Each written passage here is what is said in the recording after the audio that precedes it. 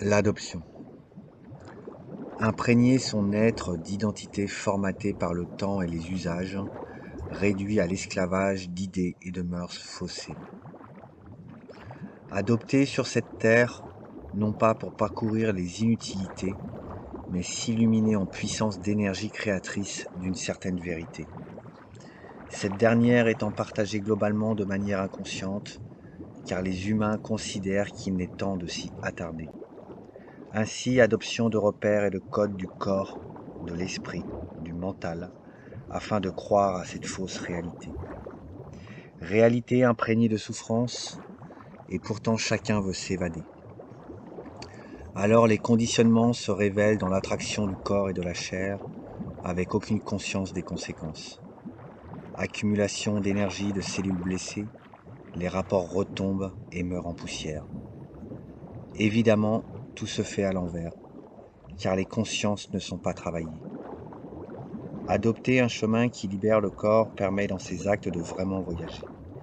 Encore faut-il dépasser en premier les sens pour humecter cette douceur d'air purifié. Mais l'humanité n'a jamais voulu s'y atteler, trop occupée à des considérations illusoires.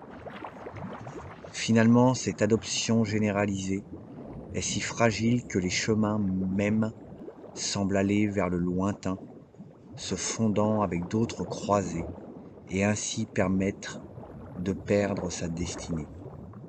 Aujourd'hui et maintenant, ici dans le lointain, le choix est la faiblesse sans authenticité. Formaté à l'inutilité, chacun perd son temps dans ces espaces faussés. Alors il reste une certaine espérance de jovialité dans des esprits, des corps, du mental, des cœurs libérés. Où sont ces âmes sur ce globe? Ils n'ont qu'à se réunir en échangeant les pensées, libres d'espace et de temps. Cet encouragement perpétuel des éléments purifiés. Sois un être entier, non pas dans la conception des sociétés, mais en accord avec la libération que tu t'accordes de ne pas être manipulé. Seul tu n'es pas.